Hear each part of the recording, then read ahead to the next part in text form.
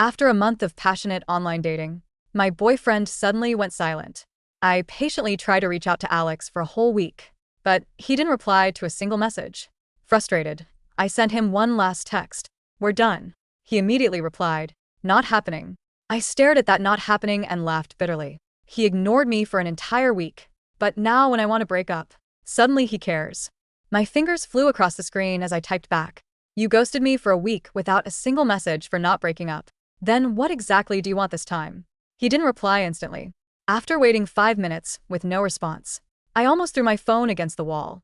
Just then my phone buzzed with a notification. "New delivery assigned. Please handle promptly and drive safely." I let out a bitter laugh and immediately calmed down. I needed this phone to make a living. Buying a new one would be a huge expense I couldn't afford. I should have known we weren't meant to be. I'm a high school dropout, working as a delivery driver, while he's a student at an elite university. I have no car, no house, no savings. Well, he comes from a wealthy family, a complete rich kid. If I hadn't been working as a gaming coach and randomly met Alex online, our paths would never have crossed, let alone dating. Whatever. I'm used to being abandoned, aren't I? With that thought, I grabbed my delivery bag and headed out to work. The weather today was bizarre. Dark and gloomy without a trace of sunlight. No rain or wind, just suffocating humidity that made breathing difficult. I carried the food orders and jogged into the elevator. Finally feeling some cool air, I pressed the floor button and pulled out my phone to plan my delivery route.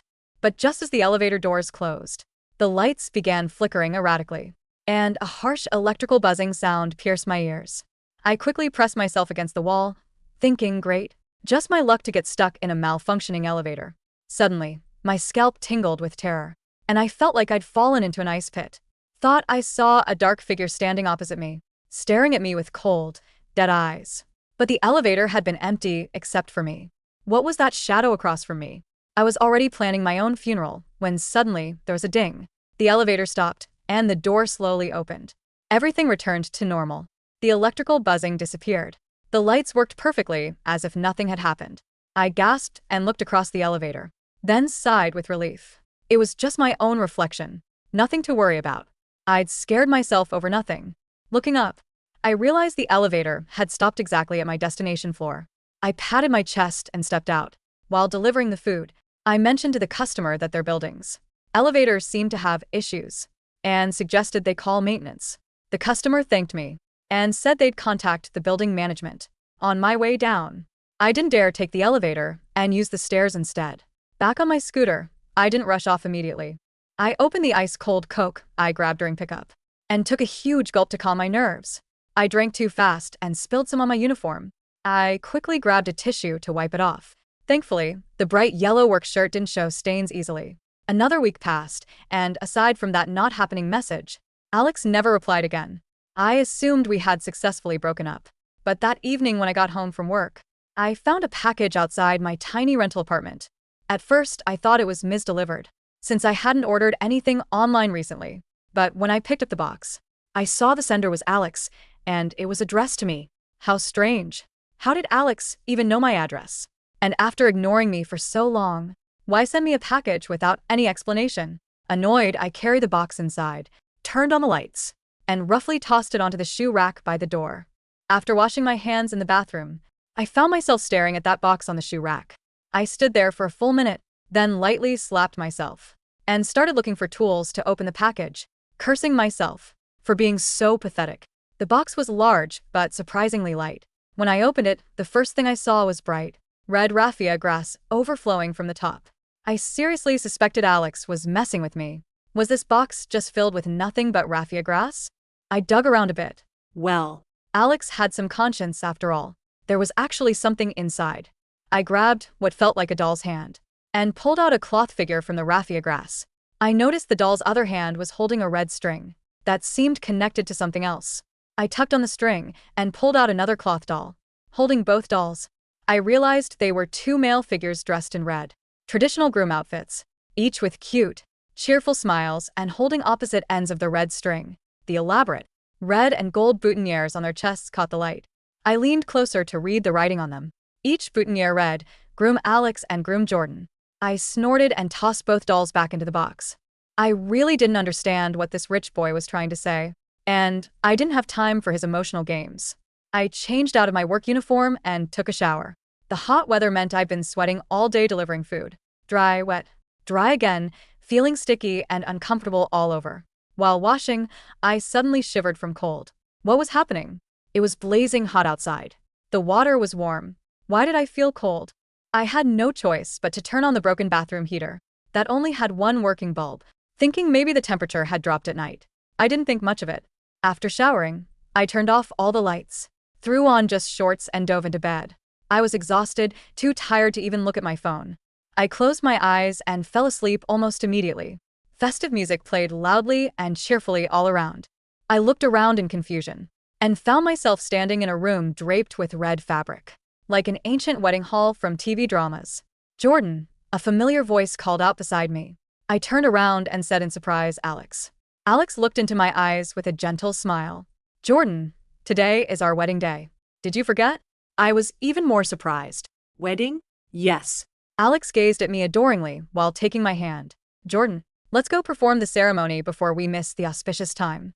His hand felt like ice, radiating bone-chilling cold. But I seemed completely oblivious to anything strange.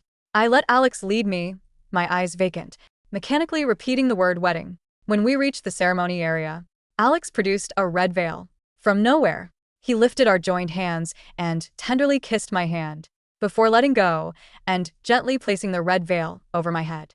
Suddenly, I couldn't see anything. Everything was blazing red. Something soft was pressed into my hands, then a pair of ice-cold hands gripped my arms. The surroundings grew livelier, with the festive music gradually mixing with crowd laughter. Men and women, young and old, bow to heaven and earth, bow to parents, bow to each other. The ceremony is complete. Escort them to the bridal chamber. I was guided by those cold hands through the bowing ceremony, then LED somewhere else. Red veil was lifted, and I saw Alex again. Alex's seductive eyes stared directly into mine. His eyes were flushed red at the corners, barely containing his madness. But he still tried to suppress his emotions as he spoke temptingly. "Jordan, shall we drink the wedding wine, please?" Nodded yes. As soon as I spoke, a young girl approached carrying the ceremonial wine cups. I was about to follow Alex's example and pick up my cup when I caught sight of the girl holding the tray. My hand trembled, and I nearly dropped the gourd-shaped cup. The girl holding the ceremonial tray did not look like a person. At first glance, she had the petite frame of a young maid, dressed in a muted, dark green tunic. But as she stepped closer, the festive warmth of the bridal chamber seemed to freeze in my chest. Her face was not made of flesh. It was a flat, smooth expanse of thick, pale parchment. Her eyes were two hollow slits, crudely brushed with black ink, yet they held a cold, unwavering focus that pinned me to the spot. Her cheeks were painted with two perfectly circular, blood-red spots of rouge, and her lips were drawn into a stiff, frozen crimson smile. As I stared, frozen in horror, her paper neck creaked with a dry, rustling sound, like dead leaves scraping against asphalt in the dead of winter. "Drink," a voice whispered from the hollow of her painted mouth. It sounded like paper tearing. My hand, which had been reaching for the gourd-shaped cup, began to tremble violently. My fingers brushed the cold, polished surface of the vessel. The girl's painted eyes seemed to widen, her paper fingers tightening around the edge of the wooden tray with a terrifying, rhythmic crackle. "Jordan," Alex's voice called out from beside me, soft, adoring, and utterly empty. "Why do you hesitate? Drink the wine, and we will be bound forever." I looked from the paper made to Alex. His face was exactly as I remembered from the pictures he'd sent during our month of dating, the sharp jawline, the deep-set, expressive eyes, the slight, boyish curl of his dark hair. But his skin was translucent, almost blue under the flickering candlelight of the red lanterns. And when I looked down at his hand gripping mine, I saw that his fingers were unnaturally long, their tips tinged with a faint, ghostly frost. Panic, sharp and primal, pierced through the fog in my brain. This wasn't a wedding. I pulled my hand back with a force that sent the gourd cup flying from the tray. It hit the wooden floor, but it didn't shatter. Instead, a thick, dark, viscous liquid, smelling metallic and foul, like stagnant blood, spilled across the floor, rapidly soaking into the pristine red carpet. The paper maid let out a high-pitched, papery shriek. the red lanterns lining. The walls began to swing violently, casting frantic, elongated shadows across the room. Alex's gentle expression instantly vanished, replaced by a mask of cold, unadulterated rage. "Jordan," he roared, his voice echoing with the force of a freezing gale. I turned and bolted for the heavy wooden doors of the bridal chamber. My hands grabbed the brass rings, pulling with all my might, but they wouldn't budge. Behind me, the sound of rustling paper grew louder, accompanied by the heavy, rhythmic thud of footsteps that didn't sound human. "You can't leave," Alex's voice whispered right in my ear. "We already bowed." I screamed, throwing my weight against the door, and sat bolt upright in my bed. I was gasping for air, my chest heaving as if I had just run a marathon. The air in my tiny rental apartment was thick and stiflingly hot, yet my body was shivering violently, covered in a cold, clammy sweat. The dim, orange glow of my broken bathroom heater flickered through the half-open door, casting a long, sickly shadow across my small room. I clutched my chest, waiting for my racing heart to slow down. It was just a dream, I told myself, my voice a shaky whisper in the dark. Just a nightmare. I rubbed my face with both hands, trying to wipe away the lingering terror of the paper-maid's hollow eyes. But as my hand brushed against my cheek, I felt a strange, tight sensation on my left hand. I pulled my hand down and stared at it under the dim, orange light. Around the base of my left ring finger, there was a distinct, deep red ring. It wasn't a cut or a bruise. It looked exactly as if a thin, tight red thread had been tied around my finger for hours, leaving a deep, indented impression in the flesh. I rubbed at it frantically, but the skin was numb and the red mark remained stubbornly bright, like a fresh tattoo. A cold dread, far worse than the nightmare, settled deep in my stomach. I slowly turned my head toward the shoe rack by the door. The cardboard box Alex had sent was still sitting where I had tossed it, but it was no longer closed. The bright red raffia grass was overflowing, spilling onto the floor like a pool of fresh blood. And sitting perfectly upright on the very edge of the box, side by side, were the two groom dolls. Their embroidered faces, which had seemed cute and cheerful just hours ago, now looked incredibly eerie in the flickering orange light. Their stitched eyes seemed to be staring directly at me, and the red string connecting their hands was pulled taut, stretching across the dark space of my room, vibrating silently. I didn't sleep for the rest of the night. I sat huddled in the corner of my bed, my knees pulled tightly to my chest, staring at those two dolls until the first pale light of dawn filtered through my grimy window.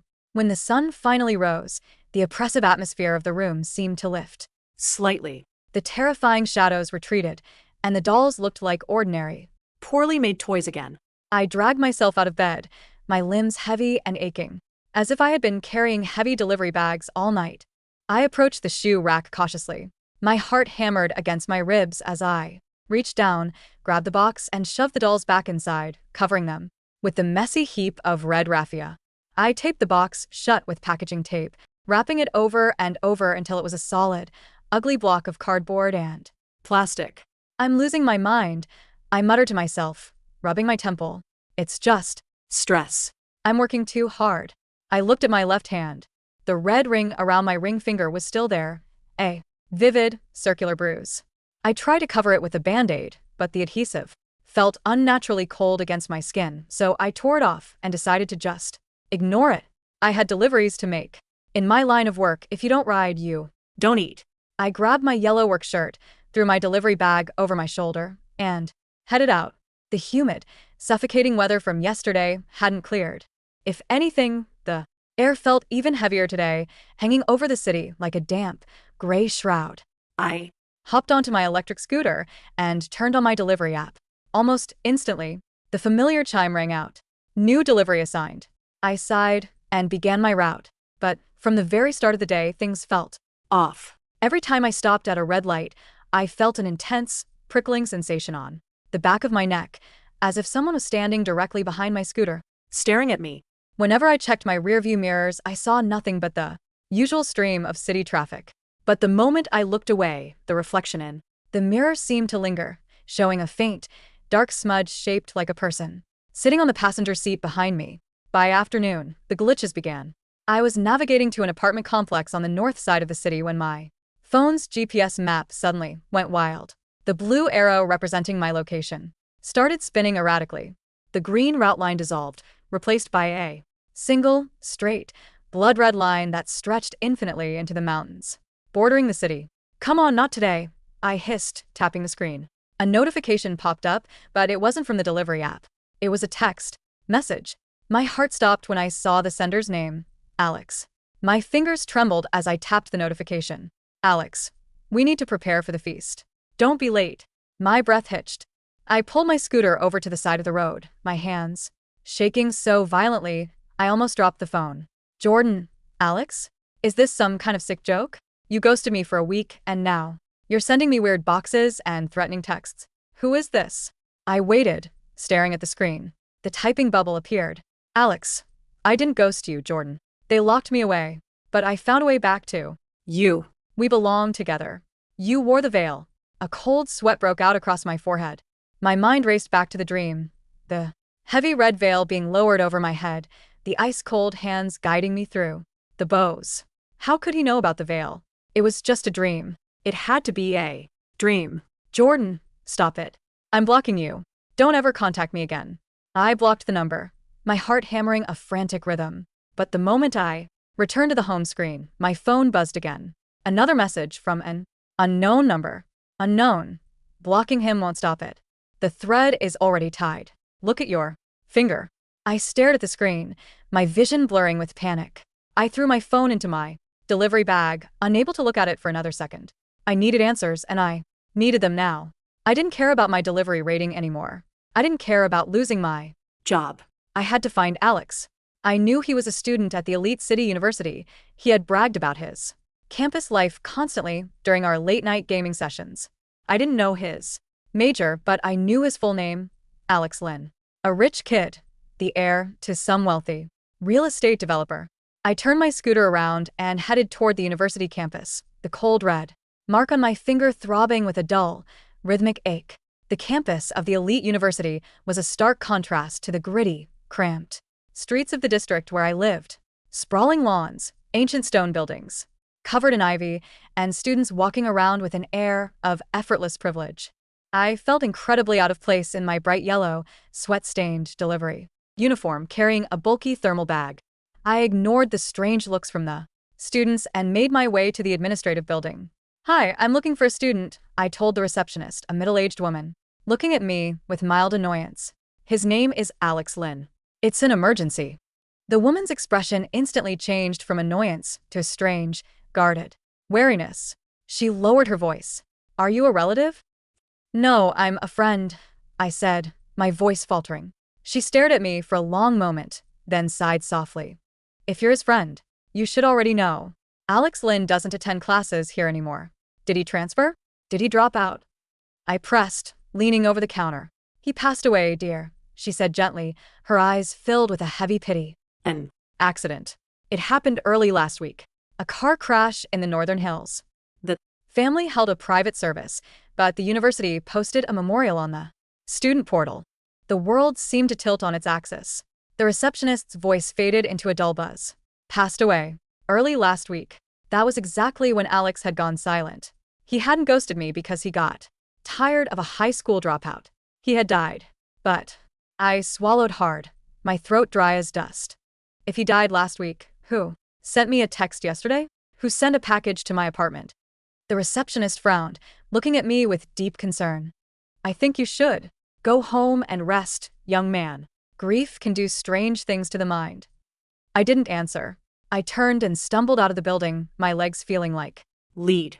If Alex was dead, then who, or what, had replied, "Not happening," to my breakup text? Who had sent me those dolls? I sat on a bench outside the campus, my mind spinning.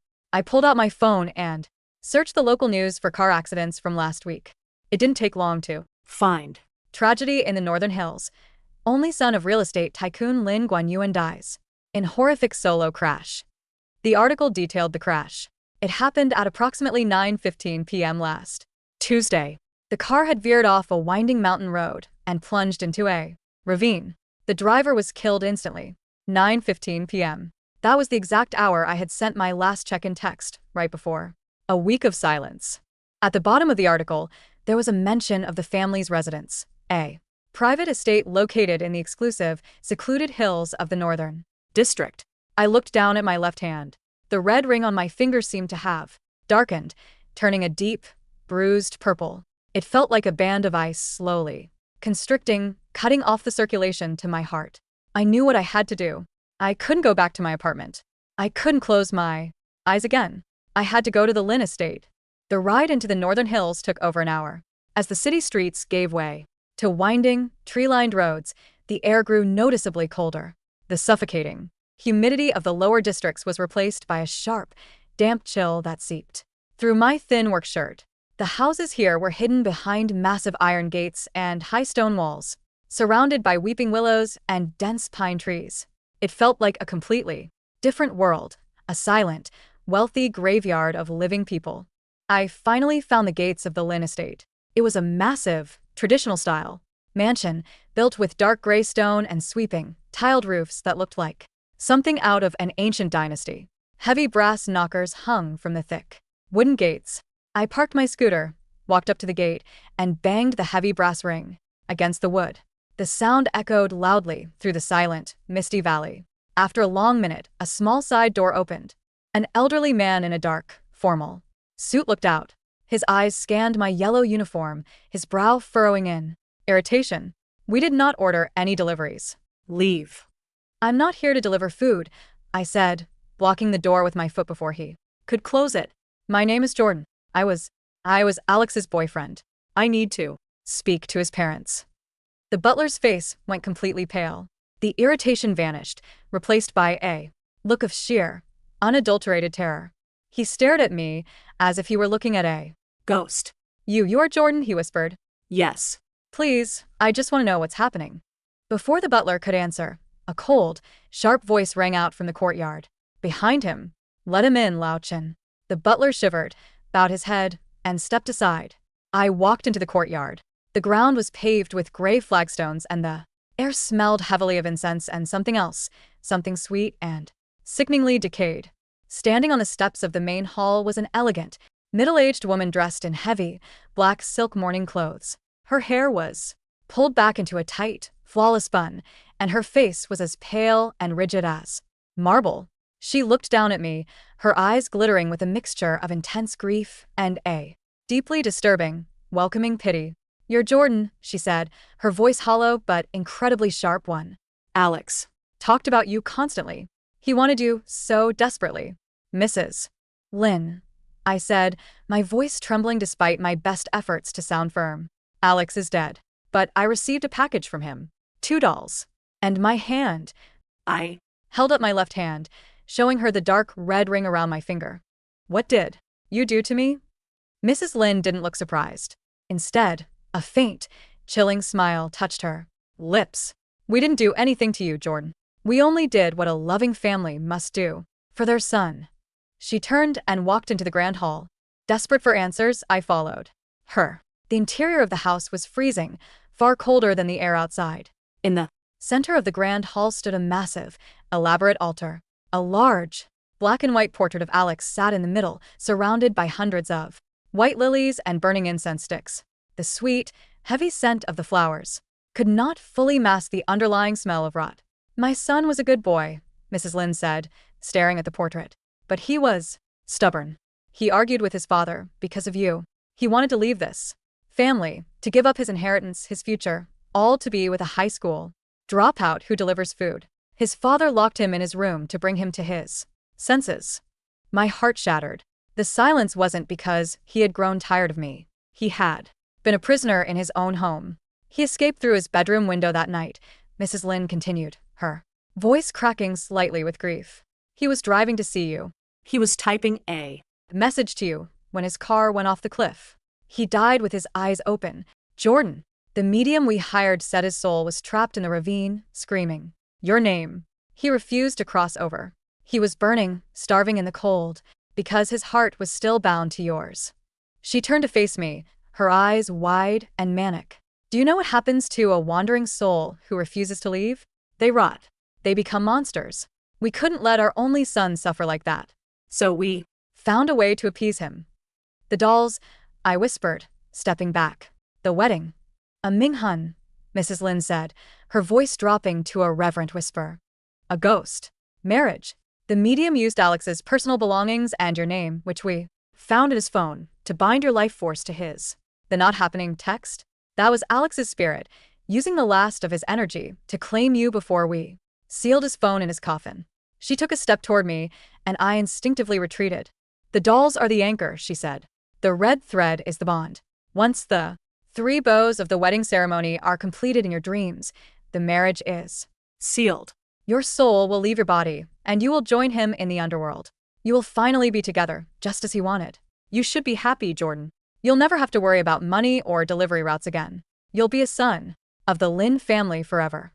You're insane, I screamed, my voice cracking. I'm not going to die for your superstitious nonsense. Cut the bond. Tell me how to break it.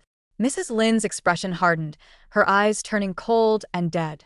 You can't break It. the ritual is already in motion. Tonight is the final night. The bridal chamber awaits. No, I shouted. I turned and ran. I burst through the grand hall, ignored the terrified butler, and threw myself through the heavy wooden gates. I jumped onto my scooter, revved the engine, and sped down the winding mountain road, tears of terror and grief stinging my eyes.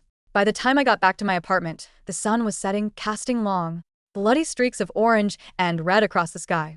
I slammed the door shut and locked it with every bolt I had. I ran to the shoe rack, grabbed the taped-up box, and carried it into the kitchen. I grabbed a kitchen knife and sliced through the tape frantically. I pulled the two groom dolls out, their smiling faces mocking my terror. I'm not dying, I muttered, my teeth chattering from the supernatural cold that seemed to be radiating from my own body. I'm not dying for this. I grabbed a lighter from the counter.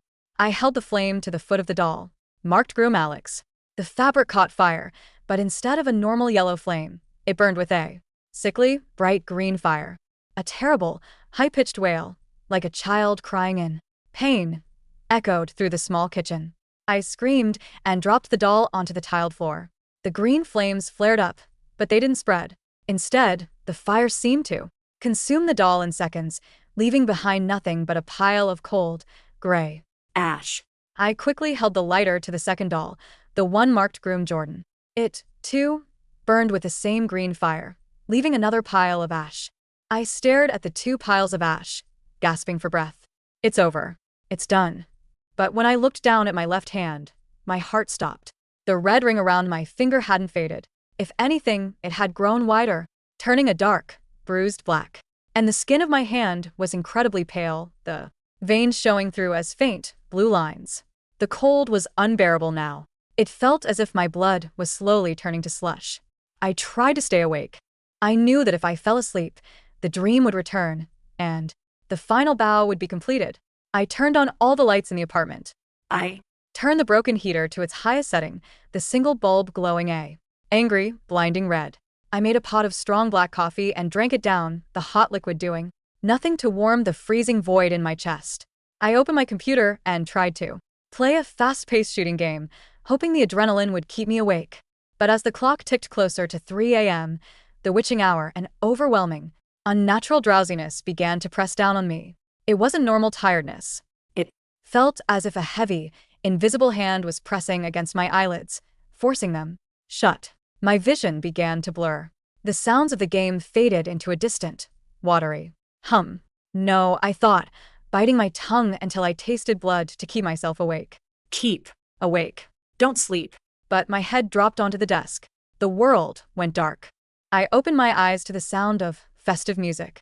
It was the same wedding hall, but the atmosphere had changed drastically. The Red fabric draping the walls no longer looked vibrant. It was dark, stained, and smelled heavily of iron and dried blood.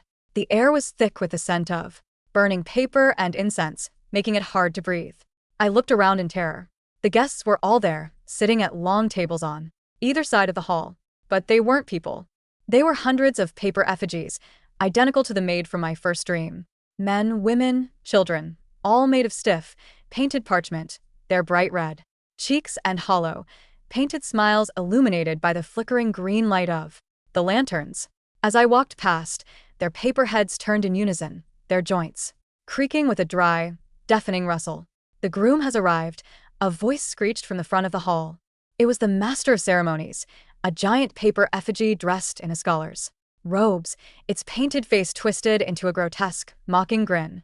I tried to run, but my legs wouldn't obey me. My body felt heavy, mechanical, as if I were being controlled by invisible strings. Alex stepped out from the shadows of the altar. He was dressed in his traditional groom's outfit, looking incredibly handsome, but his face was completely devoid of life. His eyes were wide, the corners flushed with a dark, bruised red. "Jordan," he whispered, his voice a cold breeze that made my soul shiver. You. "Shouldn't have burned the dolls. It hurt, but it doesn't matter. The thread is still tied."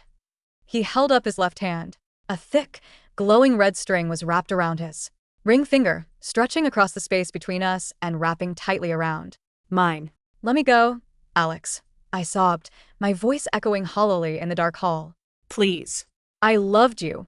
I survived so much just to keep living. You wanted to escape your family because you wanted to live. If you drag me into the grave, you're just locking me in a cage, just like your father locked you." Alex froze. For a fraction of a second, the madness in his eyes flickered, replaced by a deep, tragic pain. I was so lonely, Jordan," he whispered, his ghostly voice cracking. It "Was so dark in the ravine. I just wanted to see you again. I didn't want to be alone." "Complete the ceremony." The paper master of ceremonies screeched its paper, voice vibrating with a harsh, electrical buzz that sounded exactly like the malfunctioning elevator. "First bow to heaven and earth." An invisible force slammed into my back, forcing my upper body down. I fought against it with everything I had, my muscles screaming in protest, but my spine bent. I bowed. Second bow to the ancestors. The force hit me again, buckling my knees. I fell to my knees on the cold, hard floor, my head forced down toward the dark, empty altar. I bowed a second time. "No." I gasped, tears freezing on my cheeks as I struggled to lift my head. "Alex, please. This isn't what you wanted. You wanted freedom." "Third bow to each other," the priest roared. "The final bow. If I completed this, my heart in the real world would stop. I Would never wake up." The force began to push my head down again. I looked up at Alex. He was standing in front of me, his body trembling, his ghostly face conflicted. The paper guests began to hiss, their paper bodies crinkling and rustling as they leaned forward, eager to witness the end. "Bow," they whispered in unison, a chorus of tearing paper. bow. Bow. "Alex," I screamed, using the very last of my strength to hold my head up. I "Loved you, but I want to live." Alex stared at me. The tears of dark mist falling from his eyes seemed to clear the madness from his gaze. He looked at the red string connecting our hands, then looked at my pale, shivering face. You wanted to live," he whispered softly, a gentle, sad smile appearing on his face, the same smile from the pictures he used to send me. I forgot. I Wanted us to live, too. With a sudden, decisive movement, Alex reached onto the altar. He grabbed a pair of heavy, golden ceremonial scissors. "No," the paper priest screeched, its painted face distorting in fury. the "Ritual must be completed." The paper guests lunged forward, their stiff paper limbs reaching for us. But Alex didn't hesitate. He looked at me one last time, his eyes clear and filled with a tragic, beautiful warmth. "Live, Jordan," he whispered. "Live for both of us." He brought the scissors down and snipped the red string. Snap. The sound echoed through the hall like a cracking whip. A sudden, violent explosion of white light burst from the severed string. a Shockwave of freezing wind blasted through the hall, tearing the paper guests to shreds. the paper priest shrieked as it caught fire, burning with a bright green flame that quickly consumed the entire wedding hall. The red fabric turned to ash, the lantern shattered, and the world began to Crumble around me. But in the center of the collapsing dream, Alex stood still, smiling gently as his form slowly dissolved into tiny, glowing particles of light. "Goodbye, Jordan," his voice whispered, fading into the wind. I woke up gasping for air, but this time, there was no terror. A warm, golden sunlight was pouring through my window, illuminating the dust motes dancing in the air of my small room. The suffocating humidity of the past 2 weeks had completely vanished, replaced by a fresh, cool morning breeze that smelled of rain and clean air. I lay in bed for a long time, listening to the familiar, comforting sounds of the city outside, cars honking, neighbors talking, the distant rumble of the Subway. Slowly, I lifted my left hand. The dark, bruised red ring around my finger was gone. The skin was healthy and warm, with only a very faint, barely visible white line where the mark had been. Within a few days, even that would disappear. I got out of bed and walked into the kitchen. The two piles of gray ash on the tiled floor were gone, swept away by the morning breeze. The cardboard box by the door was empty, save for a few stray pieces of red raffia grass that looked completely harmless in the morning sun. I sat on the edge of my bed and let the tears fall, not from terror, but from a deep, aching grief for the boy who had loved me too much, and the boy who had ultimately chosen to let me go. A month later, I was back on my scooter, delivering food in the bustling city center. My route took me past the gates of the elite university. I pulled over to the side of the road, looking at the grand stone archway and the students walking Past. I reached into my pocket, pulled out a small, cheap plastic lighter, and placed it gently on the stone ledge near the gate, a small, silent tribute to a love that was real, even if it had ended in the dark. "I'm living, Alex," I whispered into the cool morning air. "I'm living." I put my helmet back on, turned on my delivery app, and rode back into the warmth of the sunlit city.